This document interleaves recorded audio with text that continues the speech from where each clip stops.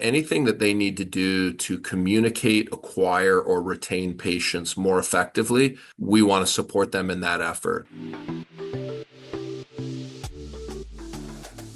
Welcome to That's Term Good. I'm Janelle Ball, and I'm excited to bring you thought-provoking conversations about biologics, specialty medications, treatments, and so much more. I'll be chatting with some amazing guests about access, affordability, and advocacy. You're really going to enjoy this show.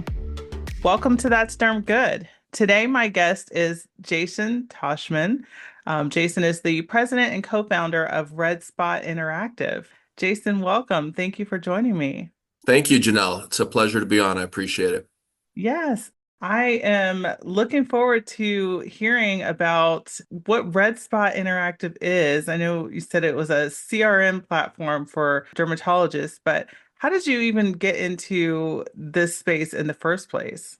Well, we started Red Spot about 15 years ago, actually a little bit longer than that, originally in 2008. And we wanted to get into unsecured lending. So we wanted to be like a Care Credit or Alpheon for elective health procedures. Unfortunately, our timing on that was not really good. And we started the business in August of 2008. So a few months later, there was the financial collapse of 2008. And unsecured lending, or essentially credit card lending, was not opportunistic for quite some time at that point, given the financial markets.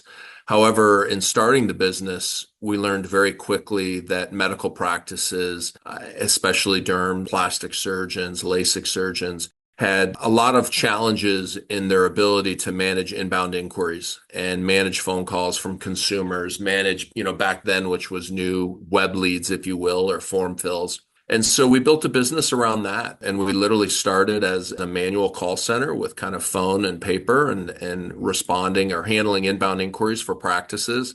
Did a lot of derm work, did a lot of plastic surgery work in the initial stages. And then we eventually built that into kind of a tech-enabled service where we started to use a CRM platform. It was Salesforce at that point in time. And we grew the business there into some integrated reporting with the medical practices and connecting to their practice management system. So we were connecting to on-premise servers back then for Nextech, NextGen, Allscripts, and groups like that.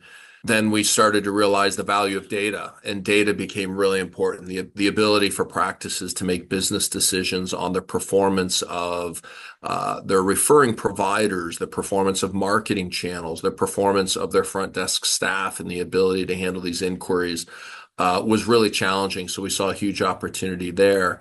And that forced us to really build our own software. So we started building our own software for ourselves.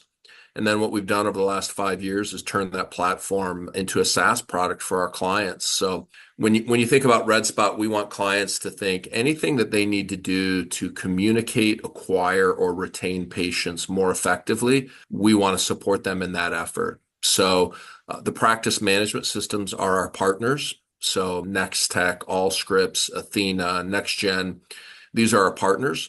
We integrate with their data sets and bring that data into our platform. And then all the tools and all the analytics to help our practices communicate and acquire and retain patients more effectively is done through our system. And so we're streamlining organizations' workflows. We're allowing them to scale and ultimately generate more revenue while providing much better patient outcomes. So how specifically does it help with improving the patient acquisition or communication? Yeah, so up front, when you look at the initiation of the patient acquisition phase, we have what's called a customer relationship management system, or known as a CRM in the general business world, where we have software that ties into our clients' phone systems, ties into their texting systems, and at the same time, we tie into their practice management system. So if you think about the screen that's in front of you right now, if you're working for a large derm and they're getting calls and texts all day long, the people that manage those inbound inquiries, if they're on Red Spot, when that inquiry comes in, our screen's going to pop and it's going to become the single source of truth for them on who they're speaking with, the relationship that the practice has with them. So whether by phone, email, or text, when that inquiry comes in, our clients can see who's calling in, when the last time they were in, when the next time they're supposed to be in, is there an outstanding balance? If they have to change the communication channel from texting to email or from email to phone, all of that can happen through our system. And then we're syncing those communication groupings and channels back and forth between the practice management system and our system. So now instead of having to answer the phone, go into the practice management system, perhaps go to a third system to text the patient because they want to text them directions or images of something, that can all happen through one centralized system. So we're saving them time. We're creating a better patient communication process, which creates a better patient outcome. And then we're also giving them very important business analytics there because now we know when the call came in, when it was answered, who answered it, did they schedule an appointment, did they show up for that appointment, and then what was the revenue and ultimately the lifetime value. So we're also bringing in all of these key performance indicators from what traditionally are very fragmented sets of data, right? Your phone data is over here in one system, the practice management data is in another system. Maybe you have texting occurring over here. You might have marketing channels going out through constant contact. All of that data and all of that activity occurs through one system now, which allows for more streamlined workflows for the practices, but also better data to make better business decisions. And then that just becomes a compounding set of improvement opportunities. Yeah, that really it streamlines everything. It makes it so much 100%. easier for the Yeah. whole office. Yeah. The challenge with doctors today, right? Derm as much as anybody else is everybody's adopted technology. Everybody's trying to digitize their practice. I think there's no lack of interest there, right? That's fairly obvious for 99% of the medical population. The challenge is that they've built themselves up into these different, what we call technology stacks. They have a texting service, let's say through Podium. Then they have their practice management system. Then they're investing in a phone system with RingCentral or something like that, a VoIP-based phone system. Then they have a marketing agency that's using constant contact to send out communication. Well, with all of that separated, you're now causing your staff to have to go into different systems, Mhm. have to talk to different people to service their needs. And then ultimately the data, the really important stuff that helps you provide better patient outcomes, a better patient experience, make better business decisions. You can't pull that data together because it's in all these different systems. So Right. what we're doing is consolidating it into one system, one screen, and one set of analytics. Yeah, I see that so often and just in general because we have so many different tools and there's always something new that's coming out. So with RedSpot, are you able to still use those same programs or everything is all built in within RedSpot as a whole? Yeah, so we really approach the market with everything being built into our system as a whole.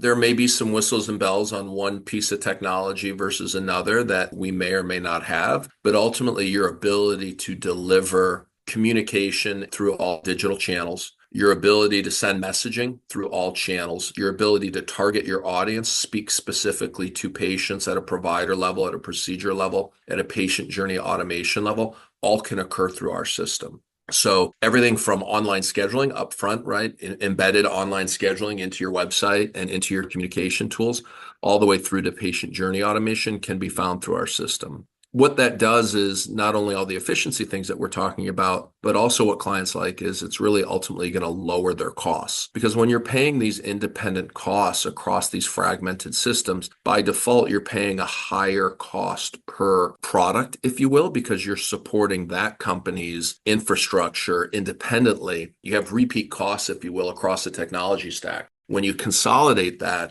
you're able to actually lower your costs significantly as well, which is clearly a benefit in today's world. Yeah, absolutely. So you can work with different sizes of medical specialty offices. Correct. Yeah, we have single doc practices on, and then we have, medical practices on with hundreds of dermatology providers or LASIK surgeons and things like that. So it's all sizes. It's the same platform. Mhm. It's the same concept, and it scales very easily. Wow. So what does that look like when it comes to the patient feedback and involvement in their process? How can you really engage with patients better? Yeah, so the opportunity to engage with patients better is one of our best attributes and one of the best problems to solve for clients. The ability to personalize communication in a digital world is very challenging. So if you're using a marketing agency to send out patient recall notices, let's say for annual skin checks, if that group is not connected to your practice management system, you're sending out somewhat generic messaging. If you have patient journey automation through a group like ours, where we literally are bringing in every 15 minutes all the changes in data about your patient database, their age, their gender, their last provider seen, the journey that a provider wants them to go on based on whether they had Mohs surgery or an annual skin check because of cancer notifications or things like that. Your ability to bring all of that into a centralized data warehouse where you know who they saw, the procedure that they had, and the providers. This is one of the great things. The providers can dictate the message they want to go next. So, for example, if you have a 50 provider location of dermatology and you have five Mohs surgeons, okay, and Mohs surgeons want their journey for their patients to be slightly different, even though they're doing the same procedure.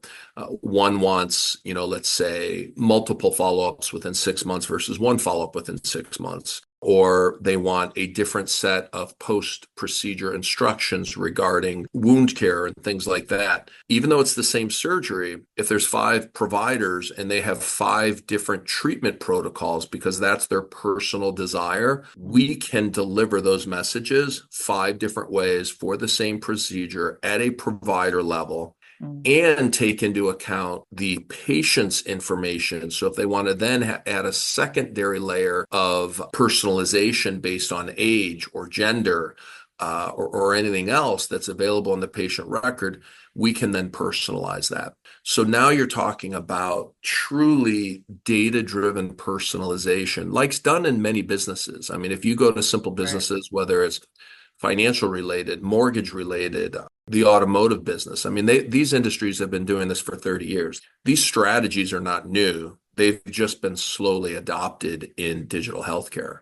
If you look at the top 20 US industries that have gone digital, if you will, things like financial services, insurance, construction, like our major US industries, healthcare is like 17 out of 20 in digital investment. So Mm. we're way, way behind. And if you look at the financial services industry, the automotive industry, they're up in like the top five. They've been doing this for 20 years. So these types of things are not new. They're just new to healthcare.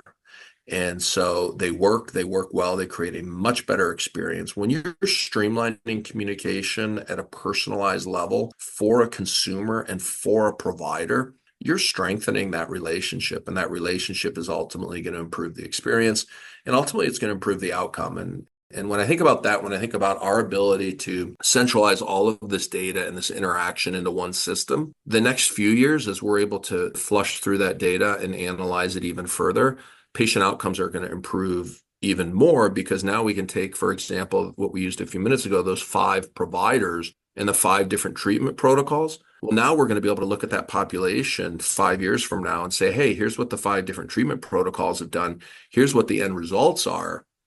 Now, let's say three of the doctors want to go change their protocol because they want it to go like the other two who have the better patient outcomes. So there's a compounding improvement in data usage that's going to improve outcomes over time, which that gets us really excited because then you're making a difference in people's lives. Yeah, there's so many different processes for every single office. And I see that so many times, working with different offices that are larger practices and they've got 10 different processes for things. And it's Yep. like, why are we doing things so differently? But it's because it's difficult to figure out what's the best way. How can Yeah. we measure, the output or measure how well we're working with our patients and that response from the patients? So that's important to figure out a way to know what works best and how we can really streamline that workflow to get the best patient outcome. Yeah.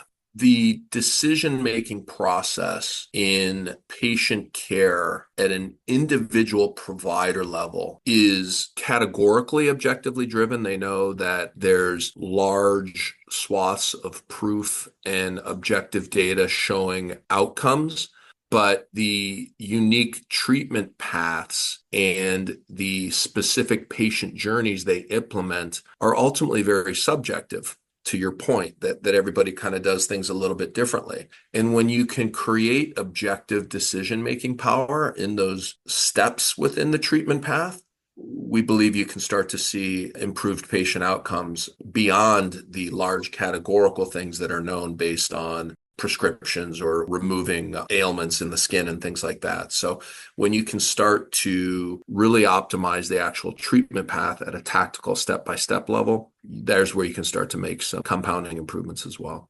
Yeah. Do you think that because there's so many things available, that's what makes it so difficult for offices to figure out what actually is going to work for their office? So they're trying multiple different things. And every other month, it's like, oh, well, we're using a new specialty pharmacy, or now we're going to use this program. There's no consistency there.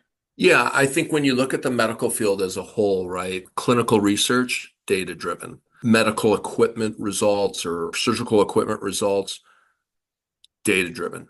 And I'm not talking about just a particular procedure. Let's just think about dermatology from when you have a 20-year-old female coming in, let's say, who's dealing with acne, and she's in your database, and then she's 30, right? And she's dealing with annual skin checks, and then she's 40, and you have, potentially a Mohs issue or something like that. Understanding that patient history and being data driven and objective driven on the patient history and the patient journey is not done. The data's not been used. It hasn't been available. And this is where you can start to really make a difference in your long-term strategy for your practices is if you have this data available, you can analyze it through a robust platform like ours. You can make really, really strong improvements to your patient journey and ultimately Right. the outcomes. Yeah.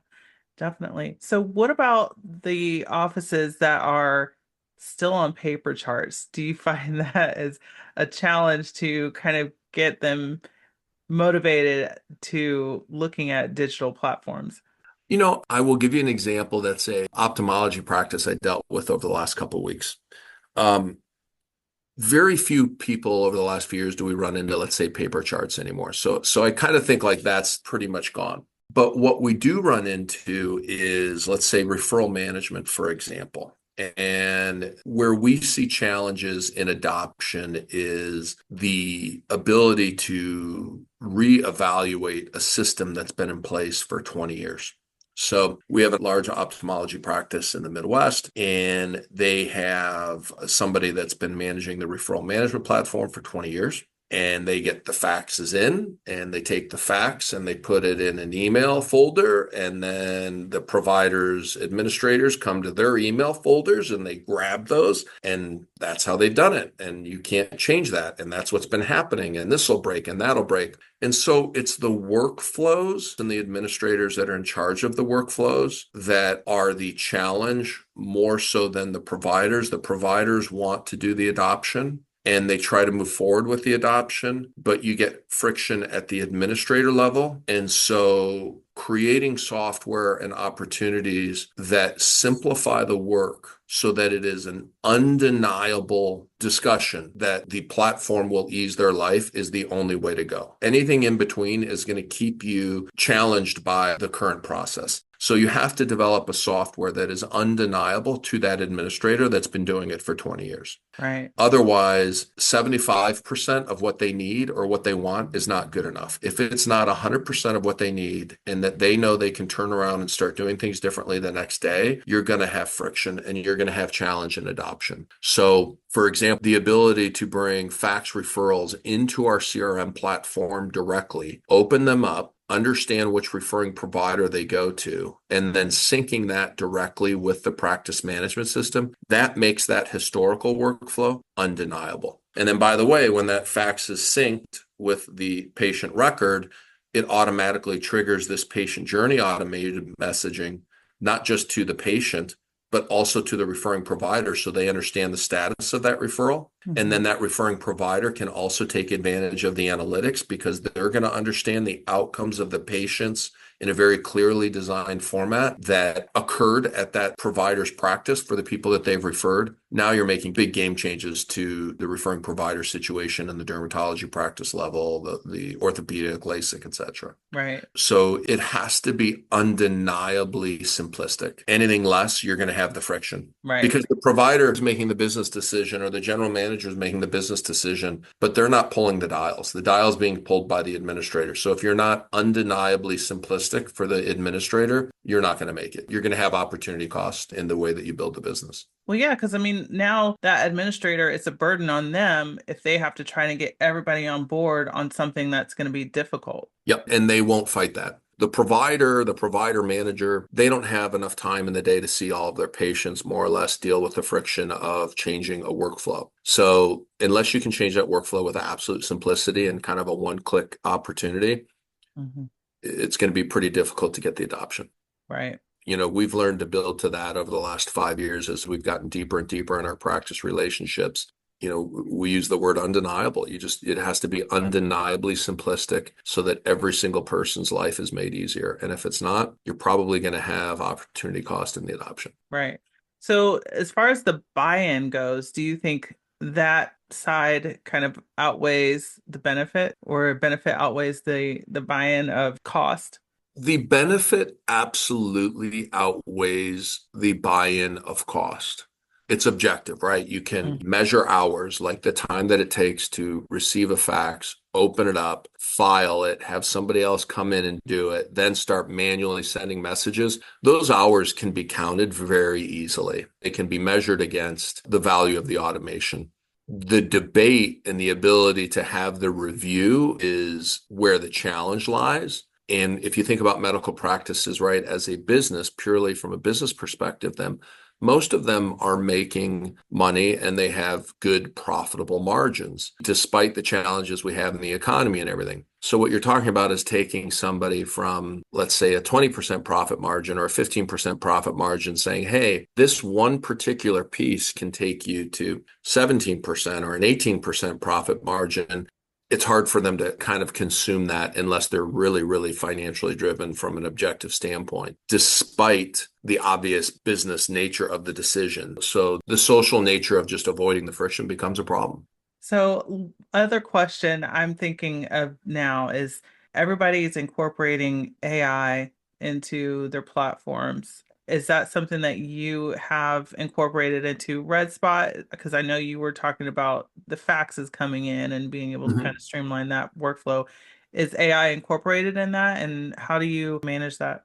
Yeah, we haven't moved AI. We'll be doing that in 2025, where we'll be able to leverage AI for building online scheduling into our phone system, building AI intelligence into our CRMs so that the conversation between a consumer or a patient and a provider or a patient and a front desk person or a contact center, all of that can be automatically updating the CRM. We'll move towards that in 2025, but we have not built AI today. We're going through the planning process, the research process, but we will automate conversations into the CRM. We'll be able to automate phone systems into the online scheduling and things like that. Where we have seen the kind of initial beach landings, if you will, of AI are through the larger groups in starting to roll out their, clinical notes automation for providers as they're going in and talking to patients and automating that. We've seen, big moves for modernizing medicine and doing that. Next Tech clearly has initiatives going towards that. So we see the clinical notes being the first thing tackled from an AI perspective for the provider, which makes sense because that's where the bulk of the heavy lift is. But for us specifically, it'll be towards the second half of 2025 that we start to create those opportunities. Wow. So, what other things are coming after this as well? So for us, really looking into 2025, we're very excited about the referral management automation, bringing those faxes directly into the CRM and rolling that out. We have that work going on now. So we think the ability to create transparency in the referral management relationship with respect to patient outcomes, referring providers, we think that's a huge opportunity and it's ripe for simplicity and ripe for automation.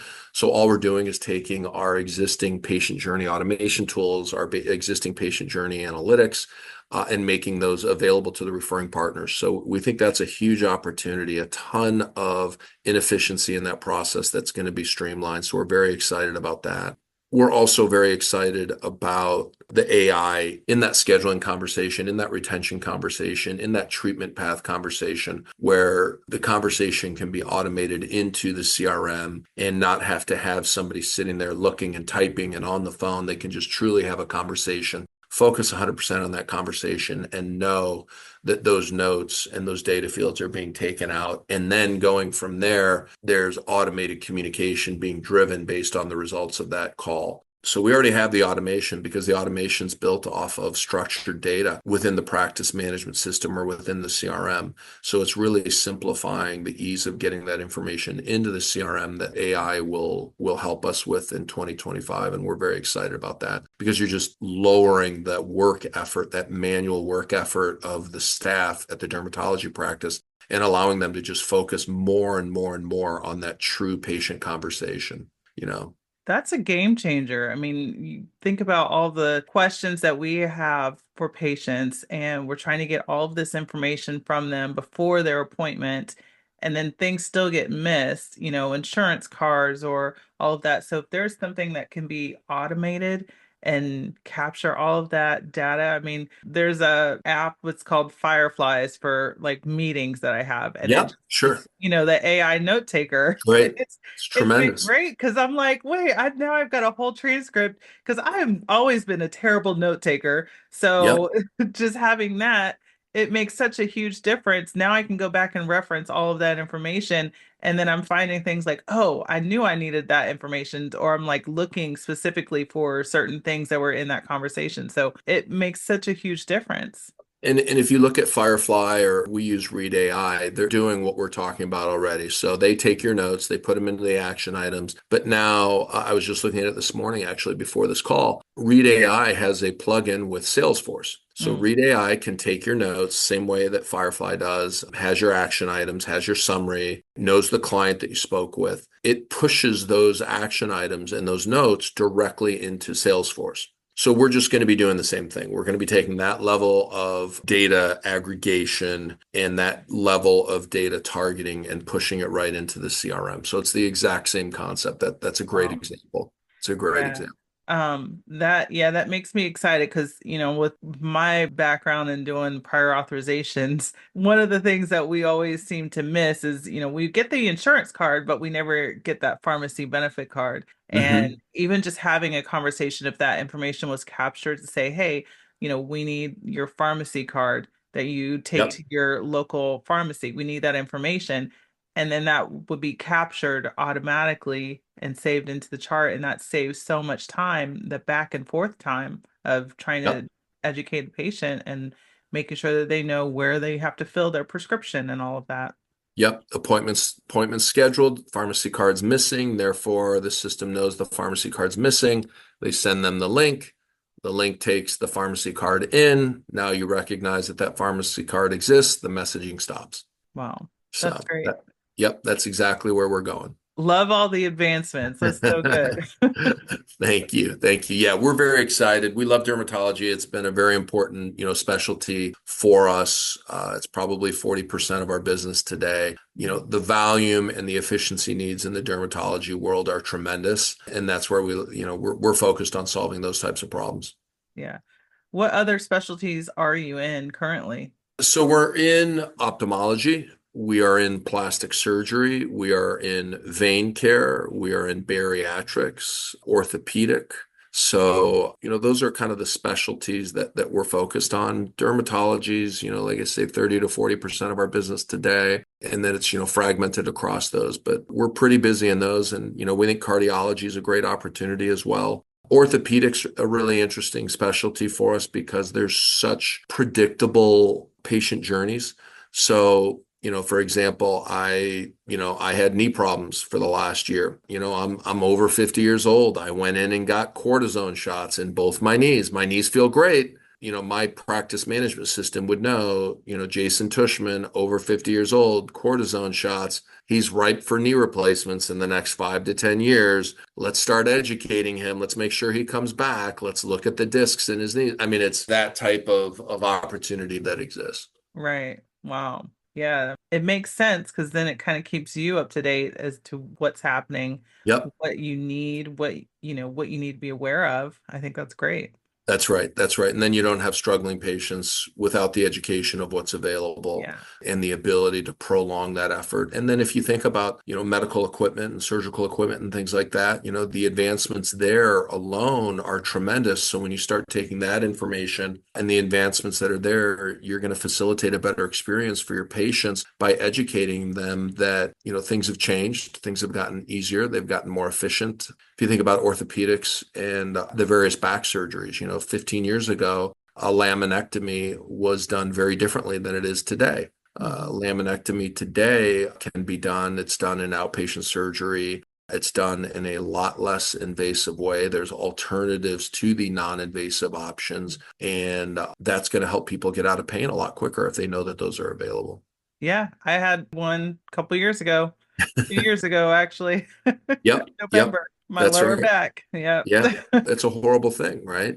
It Uh, is. I was shocked. I didn't realize that it was going to be outpatient. I was thinking, back surgery, and I'm like, oh man, I'm going to be in the hospital forever, and yep. it's going to be a long recovery. It Hmm. was, it was absolutely wonderful. I mean, I had an amazing surgeon. The experience was great. Yeah, the providers are delivering the service, right? The providers and the surgeons are delivering it. But when you think about the challenges in educating the potential patients on the advancements in medical equipment and surgical robotics and these things, there's an opportunity to improve that, which is ultimately going to increase the patient outcomes because you're going to deliver care faster, you're going to deliver care in a smarter way, and you're going to have people that will just live a better life, right?